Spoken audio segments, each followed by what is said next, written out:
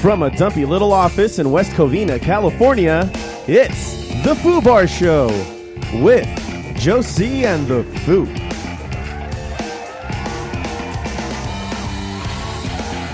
Hey, what's up, everybody? I am Josie. I'm The Foo. And we got Dayvid on the mix once again. Say hi, Dayvid. Hey, Dayvid. Dayvid. So today on tap, we got some space news.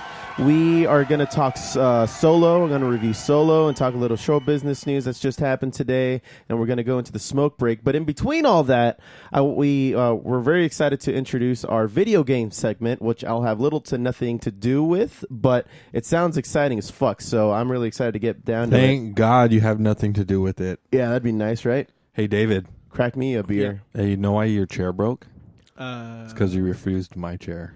Oh, damn. Yeah. Because loves inside jokes without explaining anything. Prior to us starting to record today, included Dayvid sitting on a chair. And mind you, David's not a big guy. He's a little scrawny piece of shit. Poor guy. Well, okay, all right. He's not a big guy. Let's just leave it at that. And there's no reason why he should have broken his chair. Ladies. And no, it was an old chair. I think it's even been out in the rain. It's like 2.5 years old of being outside in the fucking rain and sleet and snow in Southern California. So it was due. It was due, man. We're just trying to make you feel bad. You're just trying to be nice because I broke it because I'm a fat ass. Is that what it is? All right. Thanks, guys. You guys are friends. And I believe we're going to weave in a little sports, too, because some things are happening. You know, you got the NHL Finals or the Stanley Cup Finals. Right, Foo? Yeah, same thing, man. And the NBA Finals. They're about to start. Coming up, Game 1. LeBron versus the Warriors. And yes, it's only LeBron versus the Warriors. Yeah. So we'll get into that later. But one thing I did want to bring up is, have you guys heard about the chick who took the shit at Tim Hortons? It's been going on for a couple weeks now.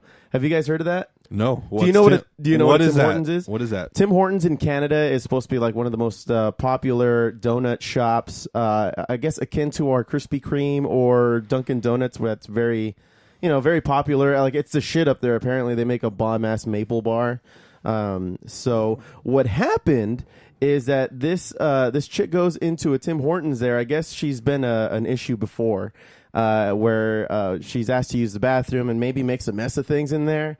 So they caught on to it. They've identified her, and they refuse to let her back into the freaking bathroom. So she comes in and she starts to pitch a fit, so much so that and I'm putting on the video now as I'm explaining it to you guys. So take a look over here. I'm going to post this up on our Facebook and Twitter, but you'll see that she gets pissed off. She's like, fuck this. So she puts down her yoga pants and just takes a shit right there in front of the cashier. Well, firstly, she's pointing way too much. And not only that, but she picks it up and flings it at the fucking poor cashier. You guys looking at this? Oh! So expect to check that. If you want to click on that link, it's going to be available on Twitter and our Facebook. Hazard at this. What, totally. Starbucks? No, Tim Hortons. Tim Hortons. But the same idea. And if you're looking at the people in the background, they're just like, what? They're like totally oblivious to it. Dude, if I was a bystander, why wouldn't you just sock her in the face? I have no idea, dude. Like, I mean, it's justified. She's shitting in public like that dog. Like any dog does. But she was like at the ready. Did you see her? Like, she just squeezed the trigger. And that it was just came crazy out. It was because like fucking soft serve, it took her man. like 8 seconds to like get it out. And she didn't take a small shit, by the way. No, it was like the size of a baby's head. It was pretty disgusting. Yeah, it was gross, dude. And then she flings it. Like, it'd be funny though if she shock put it. She shock puts it, like, cause she almost had the formation, but then she just did the whole catapult. Maybe she just had weak forearms. Yeah, it could be. I mean, I don't know. But that led me to also so the other day I was in LA, and I realized that somebody handed. I was just bar hopping. I was hanging out with the wife and some friends, but some guy, I think he crop dusted us, and because it was gross. But then I realized I admire this man. When I walked into it, and when I realized it happened, I'm like, motherfucker, because I knew it was. It was just some motherfucker who just walked by like a few seconds ago.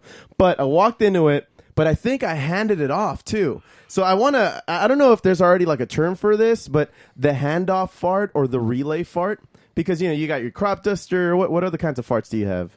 You got your Dutch oven. Dutch oven. Dutch oven. If you're experiencing a Dutch oven, if you're experiencing a Dutch oven, and it's usually not by yourself unless you plan it. So you got someone to blame there. No, well, I mean, it's not. I wouldn't plan a Dutch oven. That's just like. I'm just saying that if that happened to you, like someone planned to do that to you. By the way. Yeah. Like, if your wife did it, like, it'd be a notorious act against you. It's just called a Thursday if that shit happens.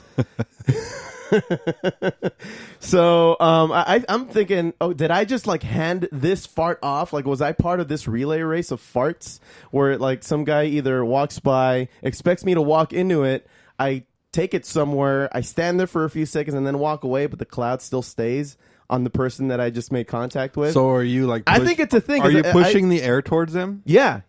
Like, I'm pretty much creating that suction of air to go towards me and then to just go past me as I stop, and that's kind of like an alley-oop of farts. You will. If you want to be most effective, you should have someone drafting behind you and then immediately take a left. Yeah, I mean, there's that. I mean, is there already a term like that in existence? I think. Or did I just create a handoff fart term? Like a handoff? The handoff. It's pretty good. You could also call it sharing the wealth. Okay.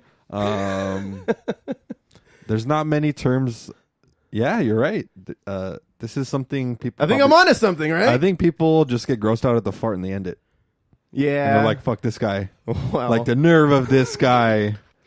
Yeah, I think it's just no one gives a complete thought like that. So you're gonna coin this? I'm gonna try to. I'm gonna speak to the good people at Urban Dictionary. Hashtag and what again? Coin. Hashtag what? Hashtag handoff fart. Handoff fart. The handoff fart. Is this with a hyphen or no hyphen?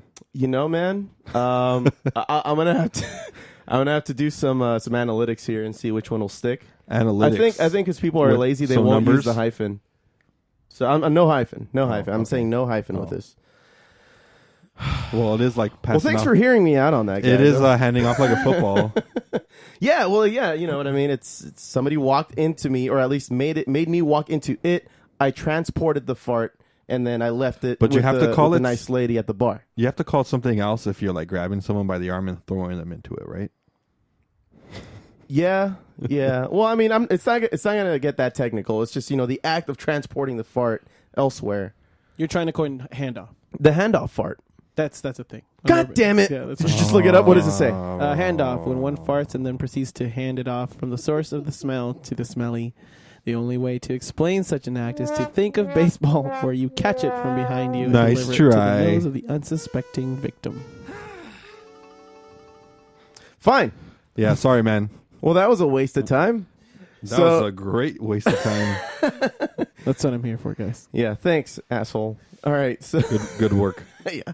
So, you want to get into sports, or you want to go into my science shit? Let's get into some science shit first. Cool. Yeah, you actually want Josh to be a part of the sports segment because he knows more about sports. We should just introduce our guest. I mean, yeah. You want to bring him in already? You want him to contribute? All right. Yeah. Where's he at? Just let's bring him in. Wait, I thought this. No, we gotta bring him. Hi guys. Hey, there he is. Wait, is he like prematurely coming in before you? Pretend you're not here, everybody. Pretend he's not here. We're about to introduce him properly. There we go. Hey, all right. Well, hey, welcome, Josh. Yeah, we found him.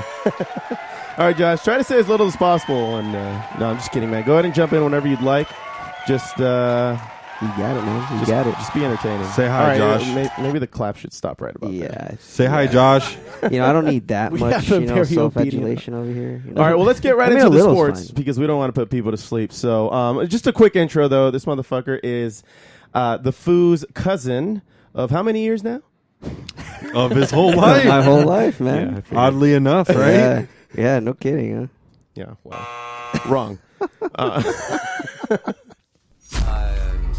Science. So on today, So on today's science segment, I wanted to talk a little bit about why is NASA going back to the moon before heading to Mars. And I think I was bringing this up the other day while we were having a drink, Foo. NASA's new space plan sounds a bit like a time warp where the agency wants to bring humans back to the moon, a place that 12 people have already walked upon between 1969 and 1972. So why are we going back again nearly 50 years later? And what they're saying is, and I'm just going to go ad lib here, what they're essentially saying is that if we need to be able to make it back to and back from the moon successfully, if we're going to even make it to Mars. I was about to say, don't you have to have a couple successful moon landings and returns to Earth? Considering we haven't done that kind of a leap in a while, you know. But honestly, it's the best practice. You know, we have a fucking moon. And I think, I mean, it's not like it's it's already a crazy trip, don't get me wrong, you know, however many 10,000 miles, whatever it is. I mean, they need the warm-ups. You need the warm-ups, especially if you're going to be. And I think they want to build a base up there so that they can then launch from there, since there's less gravity for like a bigger launch. What they there's less fuel that's required. What they could do is they could just literally get enough lift off of the moon and slingshot to what, you know, the outer solar system. I think they want to explore too the far side of the moon. It's not necessarily the dark side, that doesn't exist. That's a topic for another day. It's not but the far side of the moon is the part of the moon that we never see. So I think they want to build something on that side to just essentially launch something to the opposite into space, pretty much. Quick follow up: is the dark side of the moon just Australia's side of the moon that we don't see at night? It's I don't think so. Or is the dark side of the moon constantly in darkness? There is no dark side of the moon. There's no dark side of the moon. There is a far side because we just see the same face of the moon. Yeah. That's what we're actually. But remember those nights where there's no moon? That's because it's dark, and sometimes it's lit. 'Tis lit. Exactly. So yeah, dude, there is no dark side of the moon. It's just a cool album name. Yeah, it is. Who made it? Pink Floyd. Pink Ponies. Jesus Christ, dude. Well, wait. All right. Well, that was science, everybody. Yeah. What about what do you think about all that? I mean, I think it's good practice, like you were saying. That was the first, right when you said the topic of the article, that was like the first thing that you said, you know, prepping to go to Mars. I'm just like, yeah, you need, what's an easier way to prep for Mars without being too, you know, I mean, we don't have to go to another planet to do this. We can just practice off the moon. Right. And then, like I said, it's easier probably to launch from the moon as well. They'll probably want to practice doing it like several times, you know, rather than having to wait like 6 months to a year in between launches. Well, now that we can recycle rockets, I think it's pretty. Yeah, and you know, especially now it's possible. That needs to be tested too, the durability of it, you know. Yeah, and the more they practice it, the more likely we'll, you know, sooner enough we're gonna go to Mars. I just want to land on fucking Mars already. How about you? Well, I mean, we can in the next science segment we can talk about how Mars is completely populated by robots. All of our robots, right? Yeah, I think so. And the hidden transformers. There might be a Chinese one up there that I might not know about, or any of us know about. You mean Bumblebee? No, it's not Bumblebee. Dang. Cool. So, you have any sports to talk about today, Foo? Yeah, man. Let's get into some sports. Yeah.